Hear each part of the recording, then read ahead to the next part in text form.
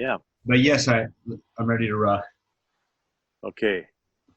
God, Uh, grant us a serenity to accept the things we cannot change, courage to change the things we can, and wisdom to know the difference. I can't remember if it's my turn to read or your turn to read. so do our intro, Father. Oh, gosh. Yes, yes, yes. This is Real Raw Recovery. I'm Joe Tilley in Tyler Newcastle, Timmy. Ontario. Tyler Timmy. Tyler Terry. Tyler. In Bangkok. Bangkok. Bangkok. You read, me read.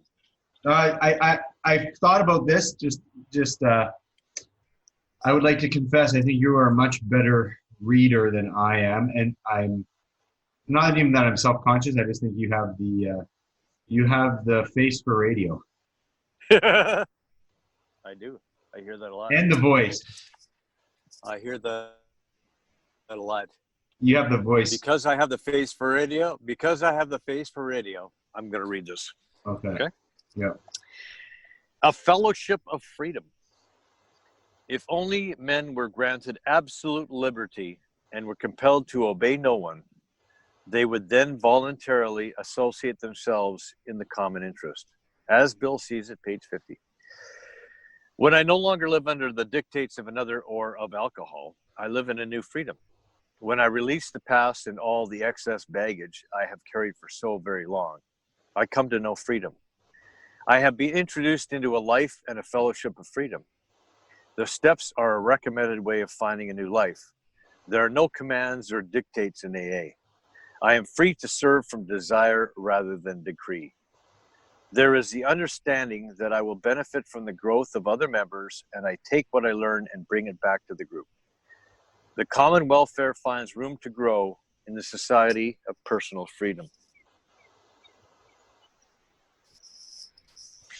It's almost a little bit along the lines of what we're talking about there, isn't it? The freedom to, not living under the dictates of another or of alcohol. A fellowship of freedom.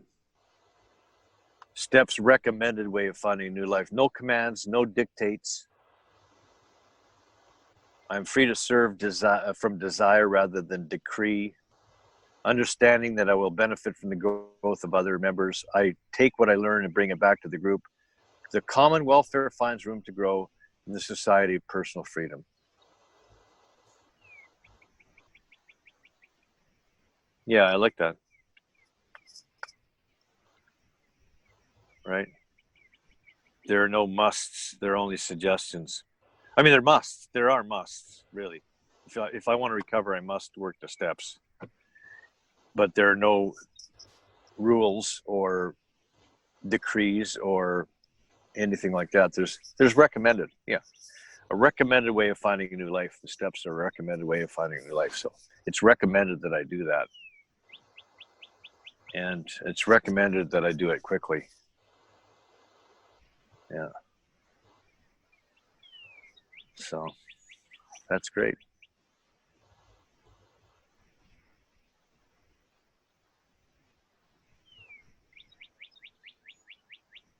I hear your birds chirping.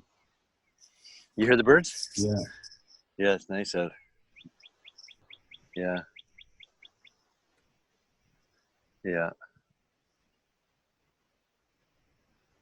Yeah, I'm in the middle of the wilderness. I'm on a road that runs with forest kind of on both sides. It's nice.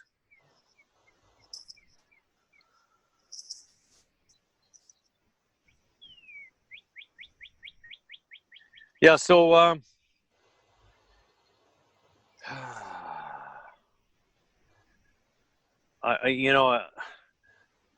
we do run into people who kind of who want to run the show and kind of want to have lots of rules and stuff like that, and say shit like these newcomers who are qualifying as addicts or ruining AA and things like that.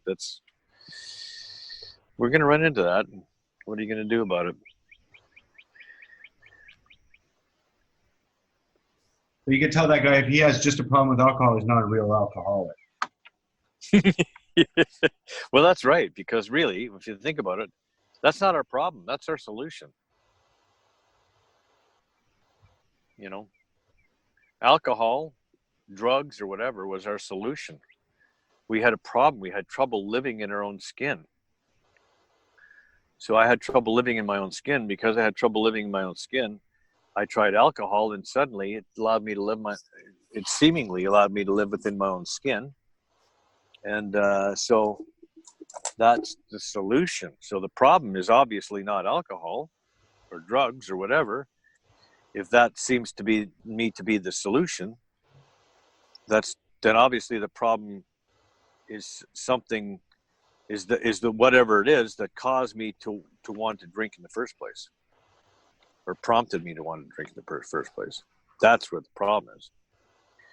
So somebody like that might not want to hear that alcohol isn't our problem. You know, I'm in the mindset today that I woke up feeling, and I was speaking with my creator, and there was a lot of emphasis on, God, thank you for my serenity. For your serenity, yeah. Not grant me, but thank you for it. Oh. Yeah. Thank you for the serenity. I just felt very serene and grateful, and nothing major to cause it. Just I actually did a lot of praying the night before, which could have had impact on the waking up, but actually no, because I was under a bit of a minor conundrum, like nothing major, but just I had so I woke up, and I wanted to ask you about this. Do you make excuses?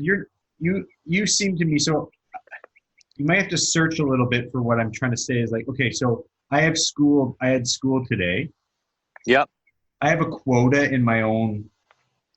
I've created a quota for myself, kind of what I do for meetings as well, but I have a quota for school. So I paid for 8 months of school, and however many times I go is up to me. Yep.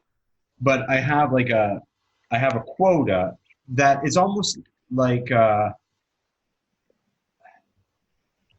just feel it. It's not even like a good fit for me is twice a week, right? Right. Okay. And it's at today being on Tuesday. I could go any day in theory, but but not any time. Like I can't just go in any time. There's always a class that I fit into, right? But mostly, right. I think 4 out of the 5 days I can go. Okay. So I was on my way. So a couple things I want to talk about. So I'm going to really digress from the topic. The topic was, I can't even remember. I don't care. Yeah, doesn't matter. Just go where you go. And so one, just because I really like to bookmark it and say, do you make excuses? And I'll explain more so I can maybe put it in better context for you, just to see if you have that, because I do. I notice it more often. It doesn't prohibit me from, it doesn't always prohibit me, but I just notice it. I just notice it from time to time. And I'm like, like I catch myself creating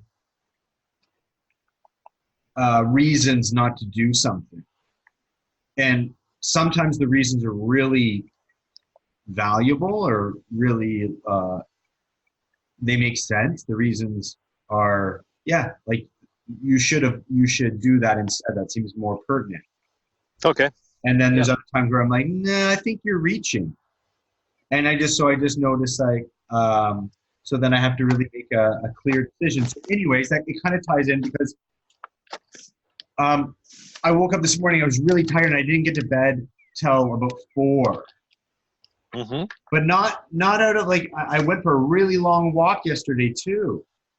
So, and I didn't have coffee too late. So I just happened, I just couldn't, and I didn't have anxiety or a lot was going on. And so I did a lot of praying. I even did some meditation. I let myself go, okay, okay, fuck it. Like, I don't want to go back to work. I don't want to start working again, but okay, I'll go on my phone. But I also knew like, okay, and so I still set my alarm because even though I was going to bed at 4:30, I set my alarm with the intention to go to school today, right? Yep.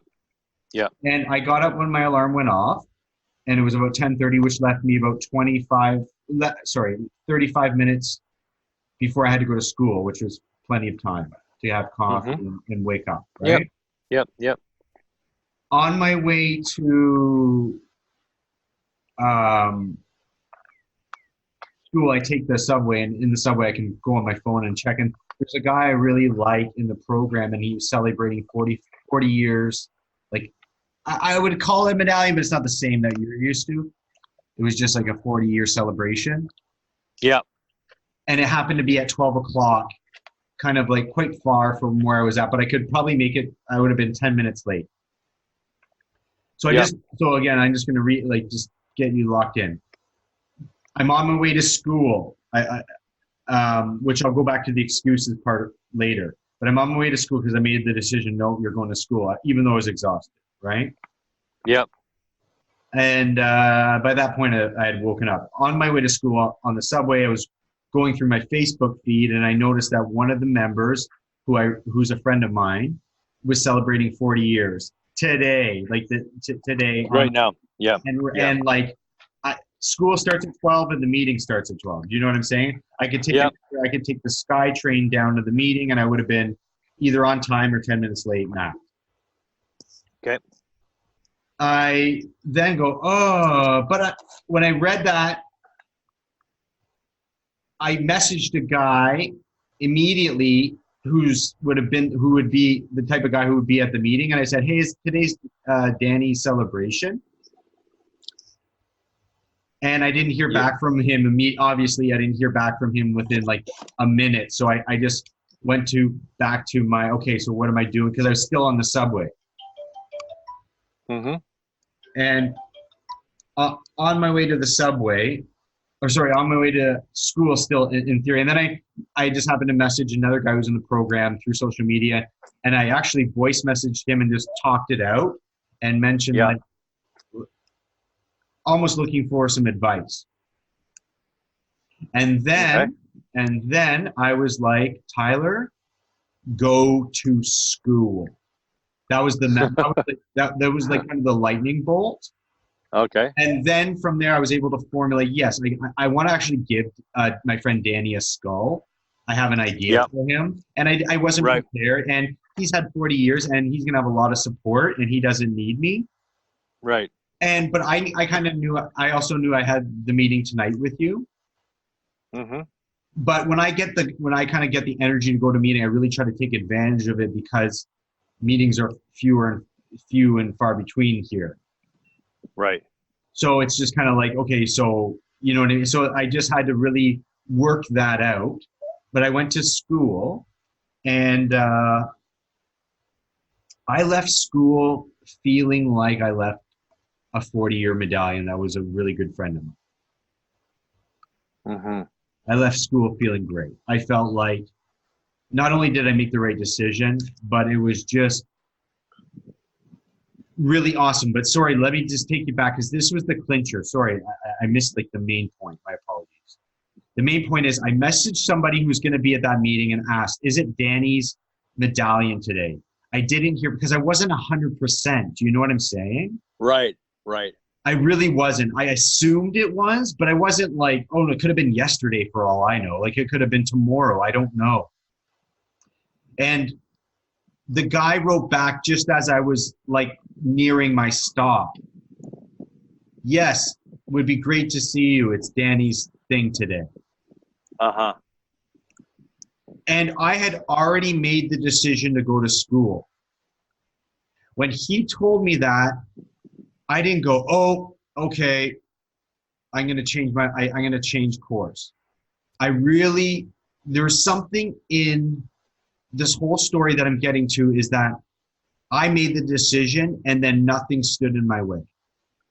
Right. And even even factors that came in later didn't change my mind. I think in the past they might have. I would have been like, because as soon as he said that, I felt myself going like, okay, great, I'll see you soon. But then I was like, oh, you Right. know what? I'm just walking to school. I'll catch up with Danny later. And thanks so much for getting back to me, Tony. Mm-hmm. And then I jump ahead and tell you how great I felt going to school, how I plan on giving Danny something, and it was just kind of an interesting thing, like school or a meeting. Like I'm guessing most people say, "Oh, meeting every time, son," but not really. And then I thought, like, no, a lot of people would understand about school and jobs and stuff. But then you got to add the fact that this guy's really important, and I don't get to many meetings as others do. So like, there's a few things that you would have to really weigh out there. But I also knew that we'd have the meeting tonight, so I put that in perspective. And at the time of making the decision, I did not know it was his medallion.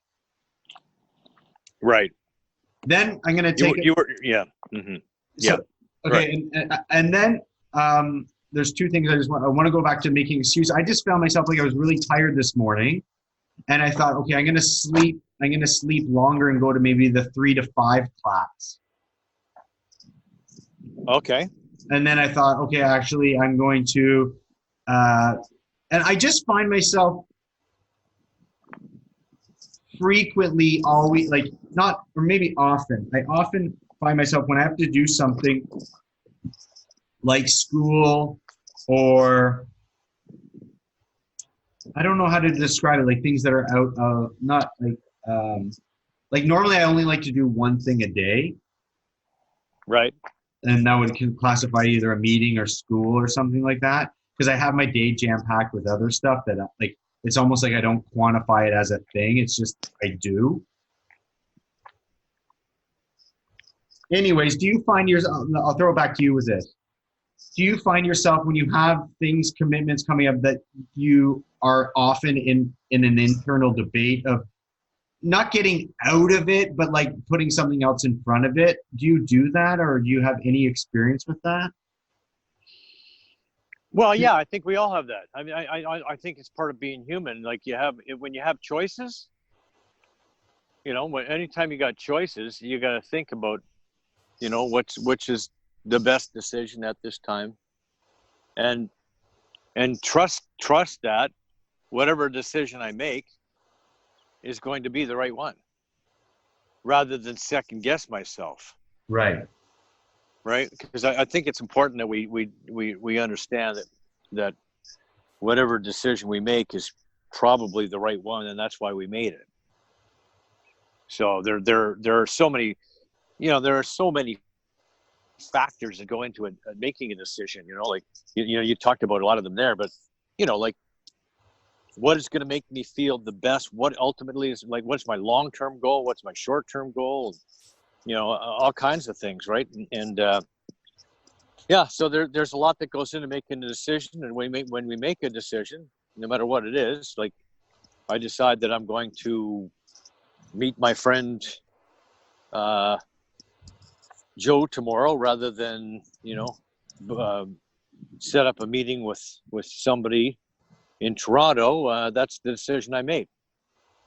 The meeting that I'm trying to set up, I need to set that up at some point. But tomorrow, I think I'm going to meet Joe instead, and then I'll work in that other meeting and around that.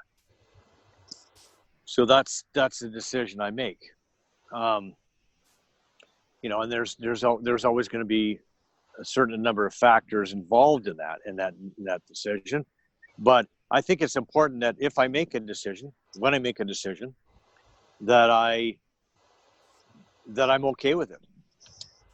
Because if I'm second guessing myself, right, what I'm really saying to myself is I don't trust myself. Right. I don't trust myself to make good decisions, and I think it's important that we trust ourselves to make good decisions. Right. But a lot of us have that internal voice that tells us that, yeah, I don't know, man. you're not very good at making decisions, or some of the decisions you make are pretty bad ones. And we may have heard that from a parent or whatever when we were kids, but I think we need to get over that and past that, and get to a place where, you know what, whatever decision I make, it's going to be the right one. I'm going to trust it, and it's good, and then let it go, because doesn't that take the pressure off? Like, doesn't that take the pressure off? And you knowing that you really believe that you made the right decision, and it's all good. You left school feeling great, and everything else is good, and you're gonna get an opportunity to celebrate with Dan at a different time. You're gonna give him a skull and all that other stuff, so it's cool. Yeah, I mean, it sounds good to me. That's for sure. But I'm going back. So that was just my story of the day, and it was just like, navigating and prioritizing, and then sticking with my guns, and just not flip-flopping, and feeling good about it, like strongly. But then I catch myself, like, even like there's always a little bit of like resistance with certain things, going to a meeting, and it does come down to choices again. Like, I could just stay home and work, or I could just do this, or I could go, like, I just find, like, often, like, let's say just before I'm about to go to school, I always kind of get this overwhelming, like, oh, I can really reorganize my shop, and and I get this like surge of energy that I would never ever have otherwise.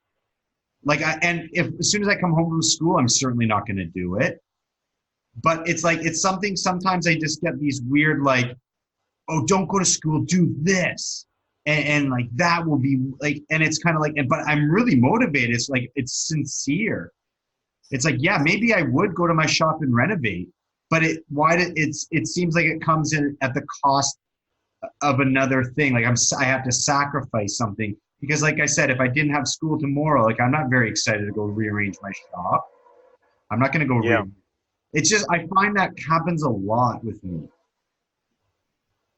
Like, it's kind of like, and I don't know, and because I don't even think it's necessarily deceiving and negative, because going to my shop to renovate would be nothing. Like, it's not like somebody's telling me, oh no, just go for a drink instead. No, it's far from that kind of, like, it's not sabotage, but it kind of is, but it kind of isn't. It's just like, I get this surge of energy, like, oh no, now, like, I really want to paint. I'm going to paint on a painting that I haven't touched for a month because I haven't had the motivation. But just as I'm about to walk out of the door to go to school, now I have the motivation. Do you ever get like that?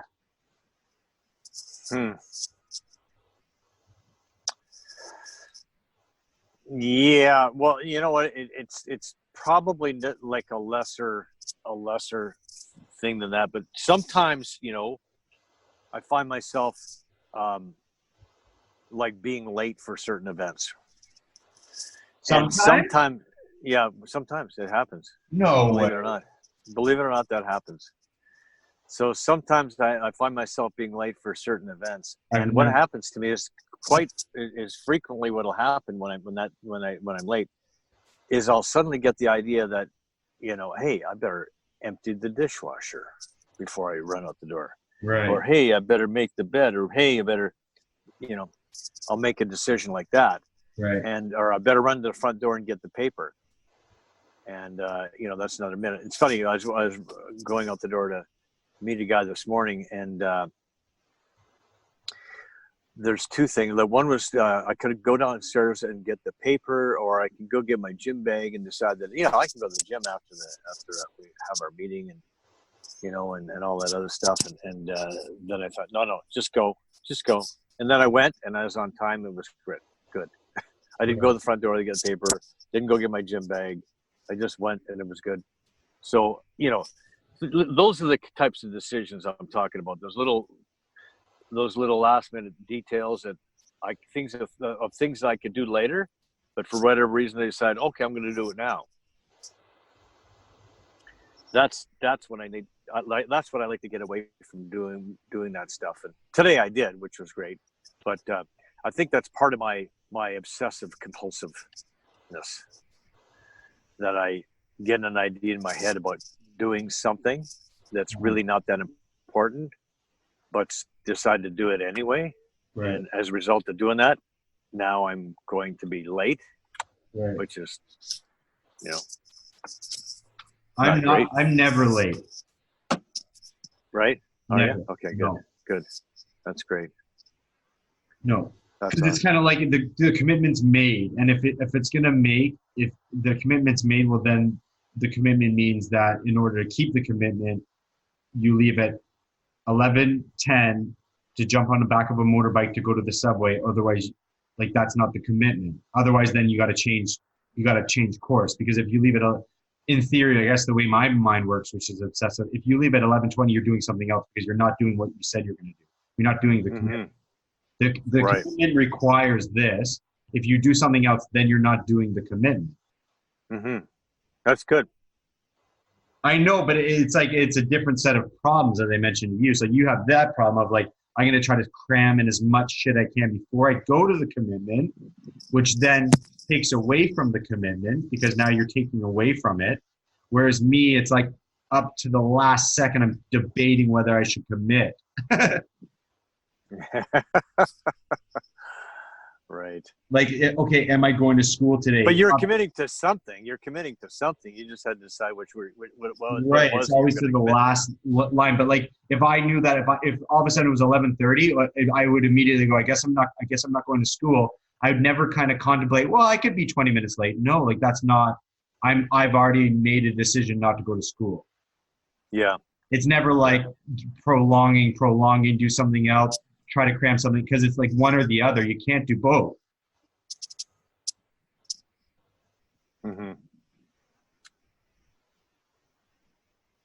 So, and then I just wanted to really, I'm going to jump backwards and say another kind of like interesting fact, and just made me think is like, I felt really good in school, and I even related it to like a really good meeting.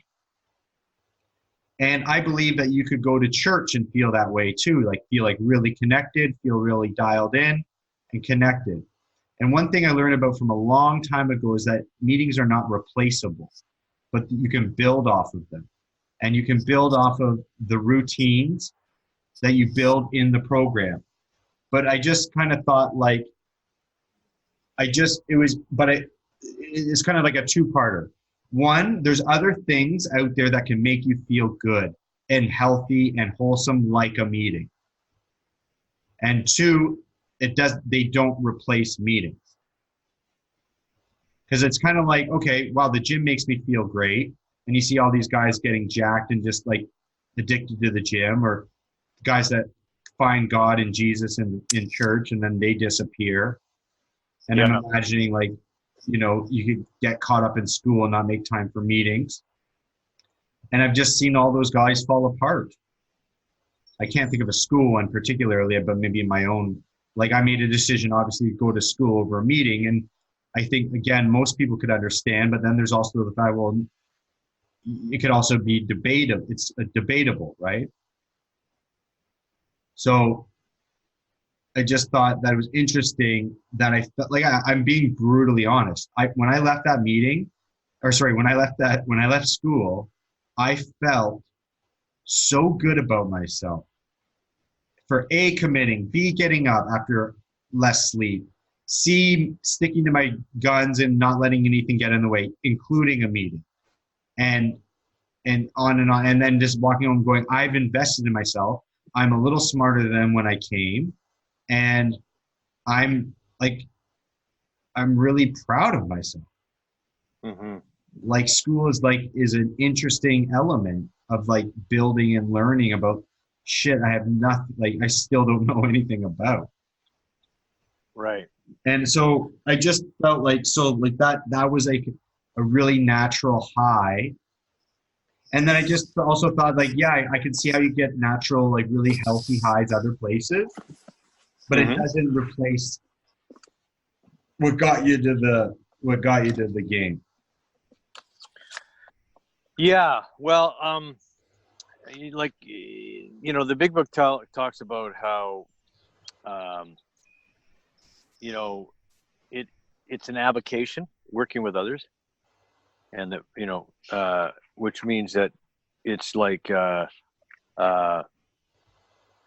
it's something we do.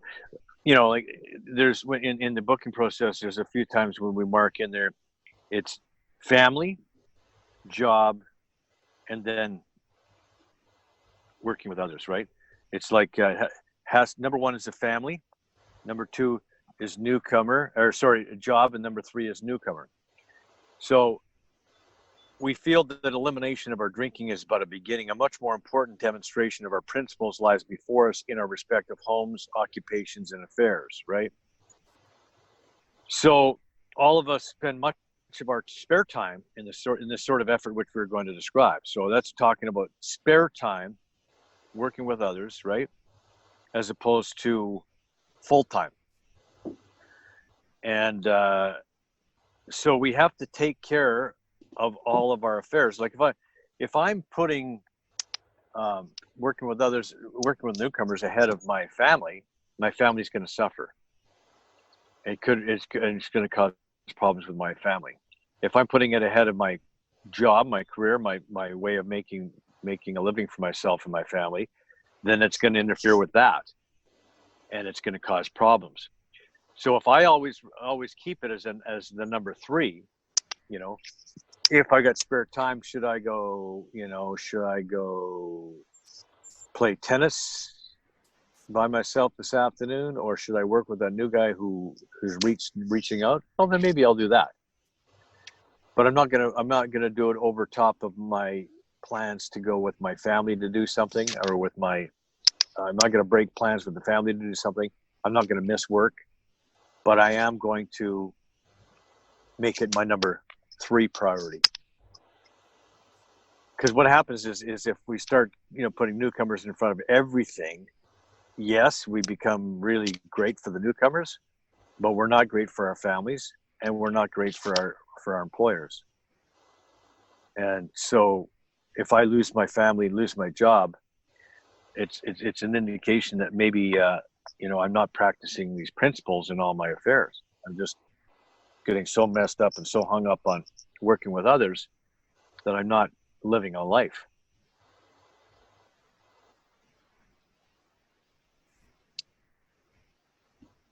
Do you believe in having like a category for time for yourself? So you're talking about just self-time where you want, yeah, of course, man. I went golfing by myself yesterday. I hooked up with I just went down there. I phoned ahead of time to say that I'm going to come in on a single. I just want to hook up with some people and go golfing, and I did that. So that's what I for sure, that's time for myself. That's what I felt like doing yesterday. That's cool. And yeah. So I think, yeah, for sure, we need time for ourselves as well. So I don't think if you probably even want to sacrifice that too. I mean, if you need time for yourself, you need time for yourself. And I don't think we should sacrifice that. Way more time for myself than you do, when you compare personalities. Well, yeah, but also your time for yourself also includes your work. Yeah, because you work by yourself, right? And your work is all about being by yourself and being into your work, and not having distractions and stuff like that. So, but that's why I choose that line of work as well. It's like it's like the chicken and the egg. Right. Yeah. It's a type of work that takes you in isolation. Yeah, this line of work found me for a reason. Yeah, that's right.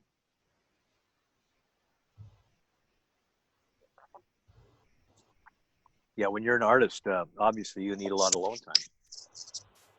Yeah, but it's like, I think it'd be easy to go, oh, that much alone time would kill somebody, and in my case, it's like, no, any less alone time I would kill somebody.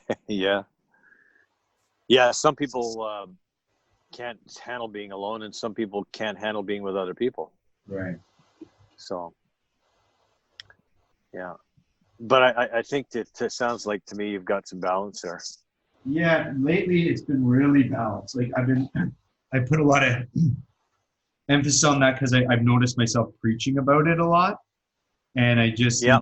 and not because it's like in theory it sounds, but I just noticed like, yeah, like I really believe walking the line is a great analogy. Like just like trying to like,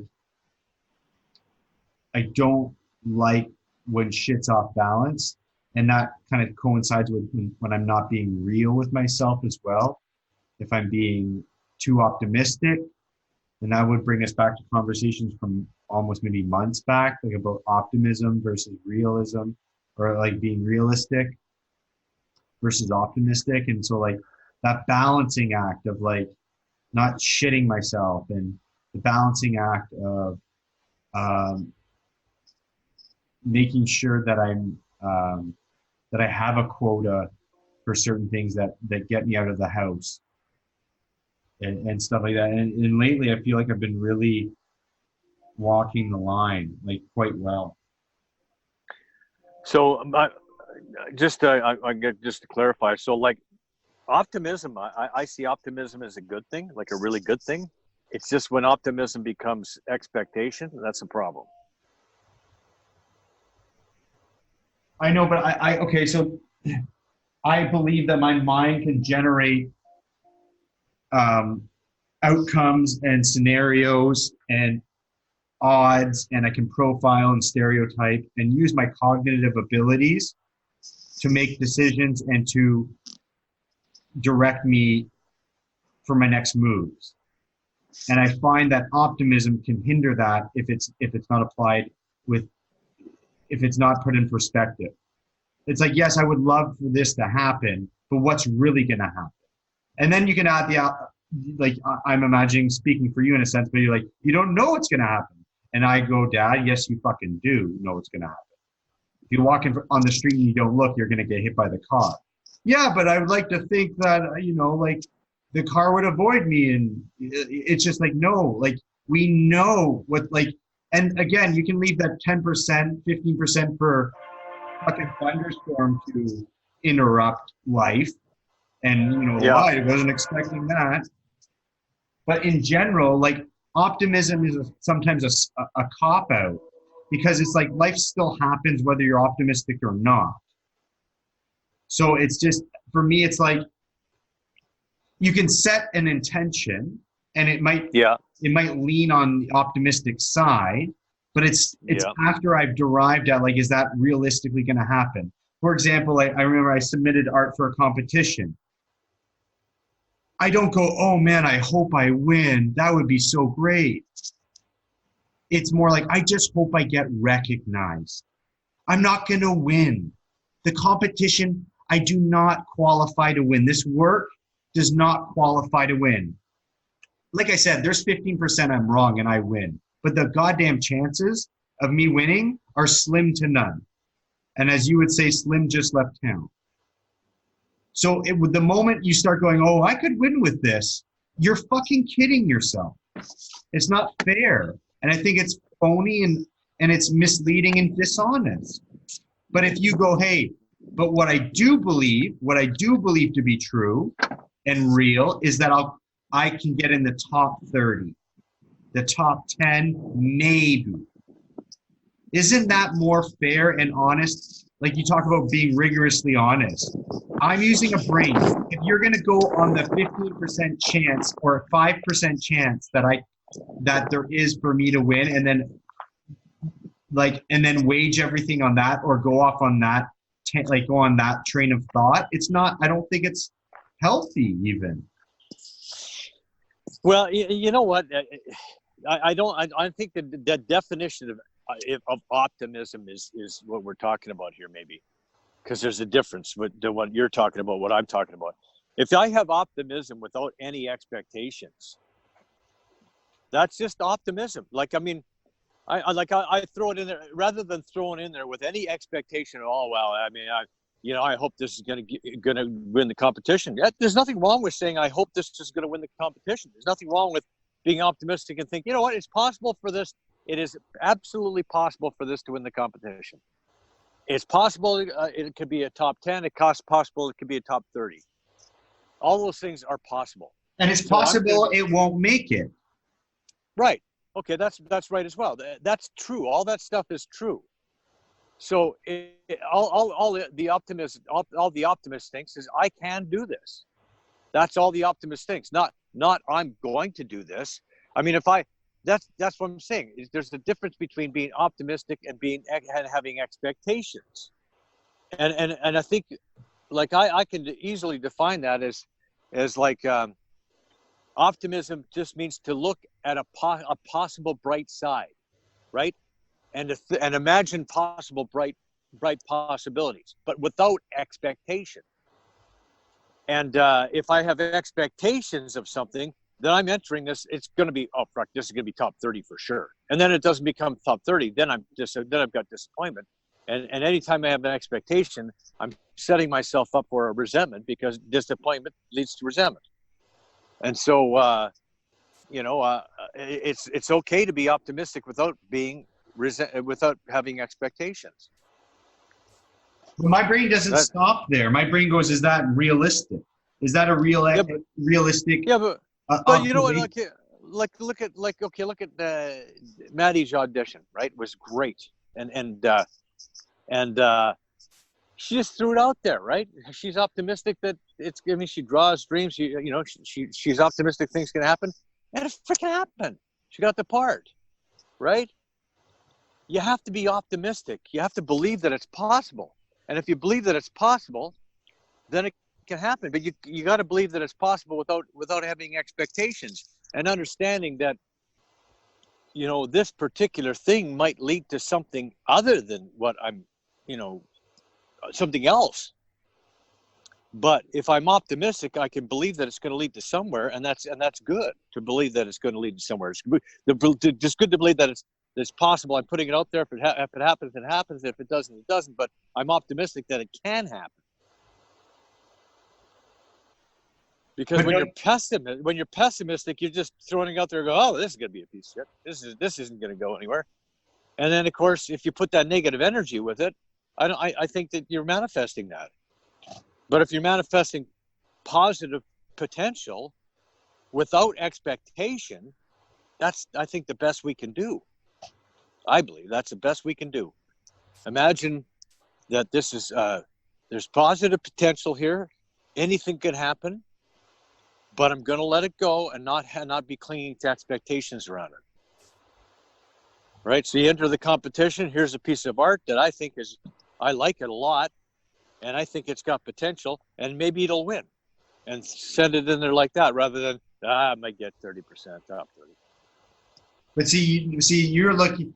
Yeah, we disagree for sure, because I don't throw out words like anything can happen. I say to myself, what's the probability? And sometimes. But why though? Why is it? What keeps you from saying anything could happen? Because my anything life can happen. Experience, my 36 years on the planet. But don't you think that anything has happened? Don't you think some brilliant things have happened? Based on odds and probability. Look where you are, for God's sakes. Because look what you're doing. All the stuff that's going on in your life, all these good things in your life, all that stuff has happened. And that's not like settling. You didn't settle. That's probability. No, you have to have some optimism, I think. Yeah, balance. I think balance, if you don't put your positive dreams out there, if you don't put that positive energy out there, I don't think you're going to get positive stuff back. I disagree. And then we definitely disagree on that. Yeah, I think you need a sense of like a reality check. Why? What good does that do? What good does it do you to think negatively about it? It's about thinking negatively and positively equally. Like I said, walking the line or having a balance, yin and yang. Like. But what is a part of thinking negatively about something? How is that helping you? Because it will help direct you. It will give you the insight you need to guide you for your next steps. So for me to think I'm going to win the competition when I'm clearly not is not fair. to even put that thought in my mind. But how do you know that you're not going to win? Because I'm not betting. Like that's like you putting a chip on a roulette table that doesn't even. That's like you putting a chip on number 37. It doesn't exist. Well, no, that's not right. Because you know what? Because especially when it comes to art, it's such a subjective thing. The judges might just all be like in love with your stuff, and it's just the way it is. And you know, and so you don't know. This is like putting all your chips on number 35.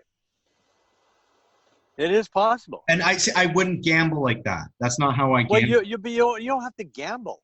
It's like gambling, Paul. No, it's not. No, it's not. It's how is this a gamble? I've painted a piece that I like.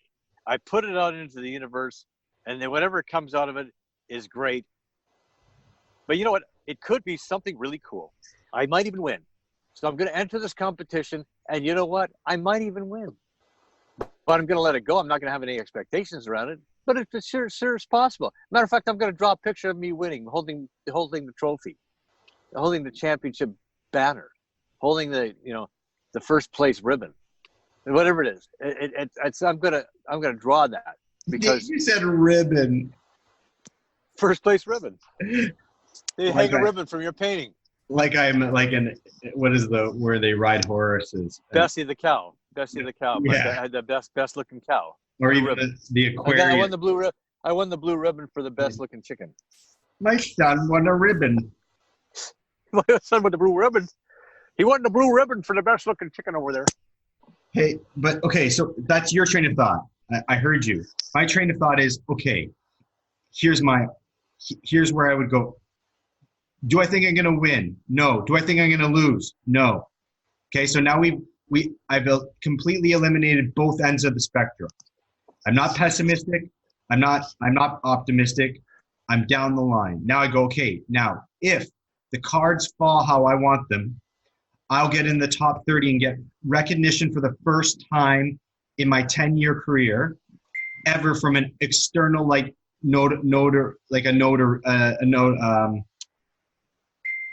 a prestigious community that's overlooked me, or not even overlooked me, that just hasn't seen me before. I don't feel overlooked. Okay. So that's my goal. My goal is to aim for that. And I think it's realistic based on the quality of work and judging other people's work in the past, I think it can hit the top 10, top 30, or however it will be in the short list, I should say, because I don't know the numbers. Okay. Mm-hmm.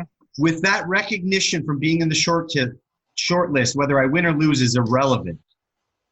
The short list is my goal. The short list is a realistic goal that I believe I can achieve, and that my work quantifies that. Whether you talk about subjectivity or not, I believe it's in the league that's in the short list. Okay. I feel like and with that recognition, I feel I can build off of that and use that momentum and notoriety to build my artwork further, especially in that community, and perhaps new opportunities. But the moment I change that perspective and think anything else, like, oh, I'm never going to win anything, or, oh, I got this. This is like, and I understand your logic is like, no, you got to watch the expectations. I get it. But I believe that if I open the window to go, oh, I can win, it's a possibility. I'm now going, Tyler, what the fuck are you talking about? How dare you say that? Like, why would you think that? Why would you think that that's a fair assumption and that's a possibility when that is not reality? So why would you let that in? Because it is a possibility. Let me tell you something. Let me ask you something. You don't think that Andy Ruiz thought he was going to be a heavyweight champion of the world? You don't think he put that out there? I'm going to be heavyweight champion of the world. I mean, he was a 25-1 underdog against Anthony Joshua. But I can tell you right now, he went into that ring and thinking he was going to be a heavyweight champion of the world. And he certainly believed there was a possibility. He didn't go in there thinking, well, I'm going to have this fight with Anthony Joshua. He's going to knock me out, but after that, I'll be ranked in the top 10, so that'll be kind of nice. Maybe I'll make the top 30. No, he's going in there with the belief that he can be heavyweight champion of the world, and that's why he's doing that. And you got, in order for you to have success, you have to have a belief. But belief without expectations is a way for us to manifest the best positive scenario for ourselves, as long as we detach from it without the expectations. See, I for some reason, I think you believe that if you say, like, I'm going to win this competition, you automatically suddenly have expectations. And I don't think that's the case. I think you have the expectations only when you say, I'm going to, and you start planning your life around this set of events. No, you do what you can. You put it out there. It's like you throw stuff on the wall. If it sticks, great,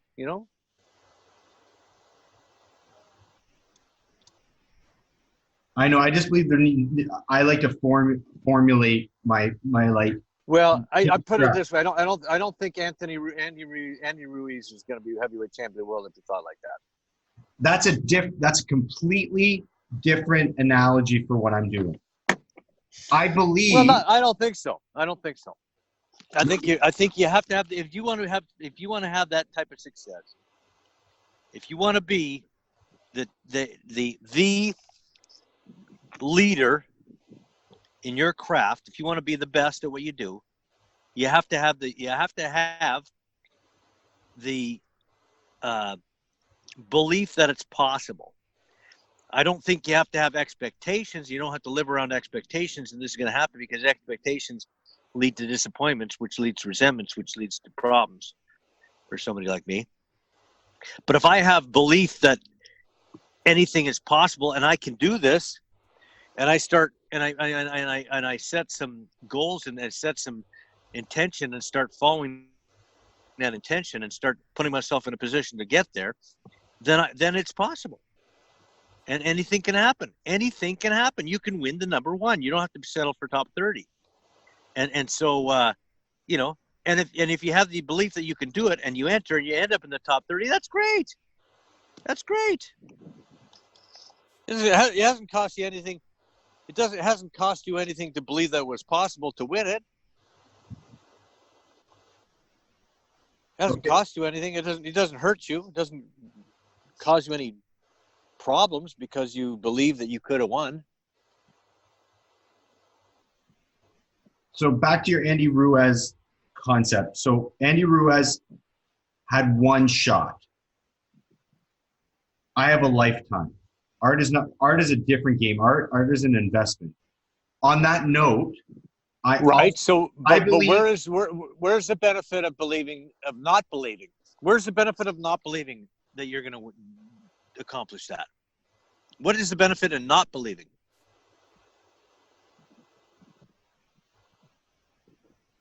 Because I'm forecasting. So you have the ability to forecast. Yes. And, so why wouldn't you forecast the positive as opposed to the negative? You think it's negative. It's the furthest thing from negative, that. No, but okay, but why not positive? Why not forecast the very best? If you're going to forecast, you're going to so what you put out there, that's what you believe to be real, like, because that's what you're doing in forecasting. Why not imagine that what you're forecasting is the very best for yourself? Because my life isn't like checkers, it's chess. And in order for me to hang work in the Art Gallery of Ontario, it's a marathon. It's not a sprint. And I believe right now that I am one of the greatest artists walking on this planet. Right. That's just like a realistic, based on the work that I produce, the fact that how prolific I am, and the concepts that I'm creating, and the work that I've produced in the past, and the abilities that I'm now possessing and demonstrating, puts me in a position where I believe that I'm the best. to put too much emphasis on this specific competition is not the same as Andy Ruiz against Anthony Joshua. I know, but having said that, why wouldn't you believe that you could win? Why Because wouldn't you believe that the you could work win needs the to competition? progress. There needs to be a progression. It's not like a light switch. And I don't. And Okay, that's not what so I. what you're saying is that you're not ready yet. Is that what you're saying? You're not ready yet.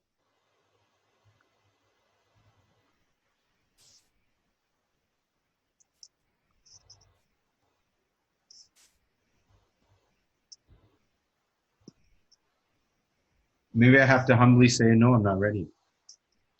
So then at some point you may get to the point where you say, okay, now I'm ready.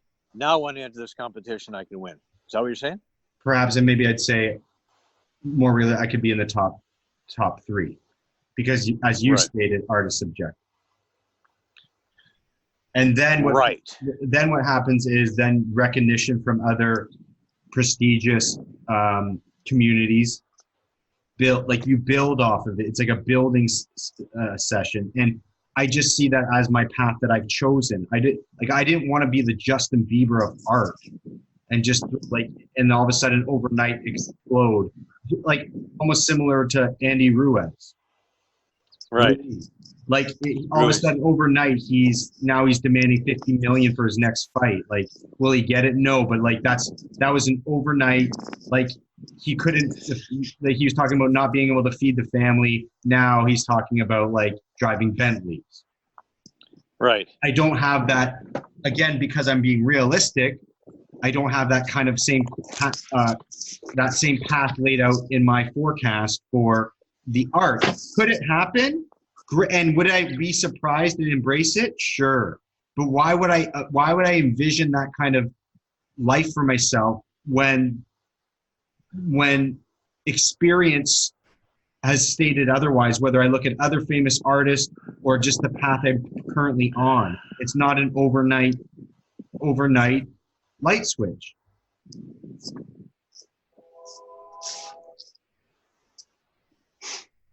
Yeah.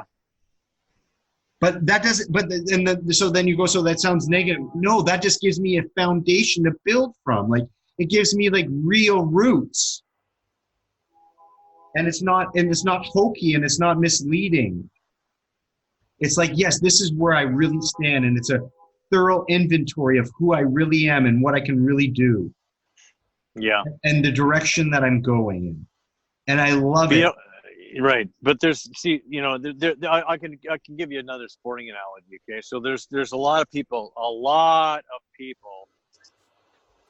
that I talk to and that have responded to my predictions and things like that. And I said last July, a year ago, when the Raptors acquired Kawhi Leonard, I said, this is a missing piece. This is a guy who can lead them to a championship. This is a championship team. And and honestly, people would just say ridiculous things like, no, sorry, man, Toronto never wins championships. And things like that, right? Or people would say, no, the Raptors are never going to win. And that's it, right? Based on what? Based on, it's like, no, you're shooting for the stars. It's not going to happen. I'd like to have your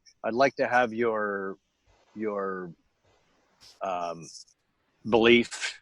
I like to have your optimism, but I can't believe that. And it's like, okay, I said, I believe that they're the best team, and I believe that they're going to win. And when they won I predicted the first series, predicted the second series. I went through all that predictive thing with my social media stuff like that, and I'd get lots of pushback. From people who say, "Oh, you're that is so offline." There's no way. There's no chance they can beat Milwaukee. No chance. And then it was no, even without Kevin Durant, there's no way that they can beat the two-time defending champion Warriors, and stuff like that. And it was on and on and on. But all the way along there, I had a belief that they could win, right? And I mean, and certainly they had the belief. And having a guy like Kawhi Leonard, who has won before and knows what it takes to win, and absolutely believes that he could win, and starts instilling that belief upon his teammates, and it spreads, and then after a while, they win a game, then they win another game. The next thing you know, it's like all of a sudden they absolutely know they can win. But it all starts with the belief that it's possible. And if you don't believe that it's possible, you got no shot. And I guess how I look at it is that how many years did it take them to win a championship, Pop? 26. There you go. Yeah. There you go. Right. But, from the time they acquired Kawhi Leonard, 1 year.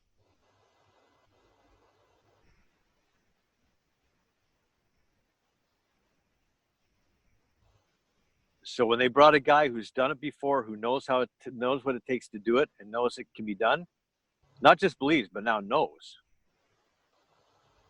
then everything's changed. But it has to start with the belief. And if you don't have that belief, then you wouldn't start a franchise. Right.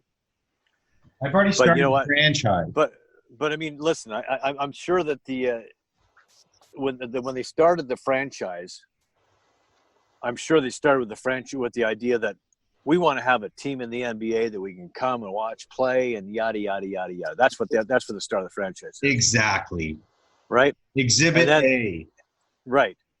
That's just the start of the franchise. But in order to win a championship, now once you got a franchise, the next goal becomes winning. The first goal is to get the franchise, and then once you get the franchise, the next goal is winning. Now you're just saying what I'm saying. Well, no, because you have to be optimistic. So you're forecasting. So are you telling me that you're only in the franchise acquisition stage? You're not even in the winning stage yet? No, but when they started their franchise, you think it would be fair for the GM or whoever the president would be like, we're going to win this year? You'd be like, you're a fucking clown. Come on. Because that wasn't the goal. The goal in that at that particular stage, when you've got, like, you can't even draft in the top 5 because the league won't let you. And the goal at that stage is to just have a competitive franchise. That's all you want to do is win some games. But if are you telling me you're in that stage where you're only trying to be competitive? Yes. You're not past that stage yet? No. I thought you were in the franchise winning stage now. Nah, come on. I guess I'm wrong. Yes. So you have to be realistic of where you're at before you start throwing out fucking dreams, as you would say. Like, come on. Okay. All right. I understand. All right. I understand that. That's good. Okay. Like, you're just laying out everything I've been saying. So you're saying basically you're Andy Ruiz after 12 fights. Not that now that he's 31-1 or whatever. I don't want to be Andy Ruiz. I want to be U2. Justin Bieber exploded, and I'm not demeaning, or I'm just saying that's not the same path that I'm on, the same trajectory. I'm on the trajectory of U2. U2 played in bars and shitholes for like 12 years before their first hit. Mm-hmm. Do you know what I'm saying? And once they got and Justin Bieber made like home videos of him. I know, but and tomorrow he's he's on Ellen. Right. So that's not the U2 story. Okay. Right, and they're like, and to be honest, and even to dig deeper, what I really want. Do you know what I really want to accomplish as an artist, Dad? What? I want to be the Paul Simon of art. I don't want to be on TV. I don't want to be playing at the Super Bowl. I want my songs to live forever, and I want to have a humble, healthy, like the how I see Paul Simon. I could be, I don't know if he's like a child rapist. I don't know. I'm just saying that the illusion of Paul Simon is what I'm aiming for with my art. Like that to me is success. Right. He probably could walk down the street anywhere and no one, especially today, and people would be like, hey, you might go, hey, I think that's Paul Simon. Most people would go, I don't know. Right. But yet, like, if you hear like some of his, like, that's my personal, like, that's personally what I'm looking for. Whereas he probably makes millions off his residuals or however the music industry works. And like that to me is a beautiful thing. And that's really what I'm aiming for. It's like a slow burn. And the Raptors was a 26-year slow burn. And near the end, yeah, it's like, okay, so if I'm playing roulette and wow, shit's going good tonight, my antes start getting larger, and then I play till I bust, but I've already now made, a huge, because like it's like, okay, double down, baby, oh shit, double down. Like you can get to that. I've been there. But you need chips to play with. You need a table to play on. You need a room to play in.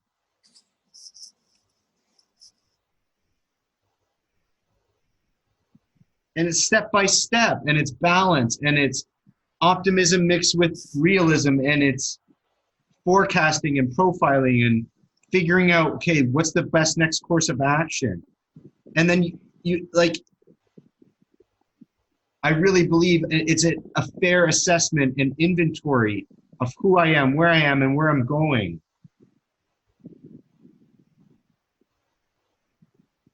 Yeah. With an optimistic outlook. I leave room for it. I just don't. I don't think it's fair to myself to go, oh. Yeah. Honestly, I think it's semantics here now.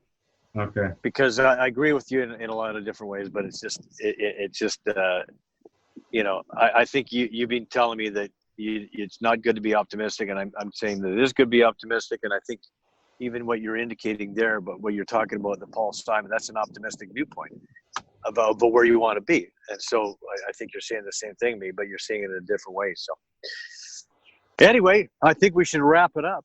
All right, I didn't mean to call Paul Simon a child rapist. I just said I don't know the Paul Simon story. Right, I know what you're saying. You're saying you have no idea what he's like as an individual, but what the illusion that you have about him is one that's a positive guy who sits in the sidelines and sort of has a quiet success, right? Yeah, and I'm sure his father's ashamed of him too. Too? All right. I'm joking. I just thought, like, I know, yeah. Paul Simon is not your typical hero that you would hear someone blurt out. Yeah, right. But I'm sure his dad's going, "That's my boy." All right, let's close with the Serenity Prayer. As he kisses Garfunkel? Yeah, sure. Whatever. God, grant us the serenity to accept the things we cannot change, courage to change the things we can, wisdom to know the difference. All right.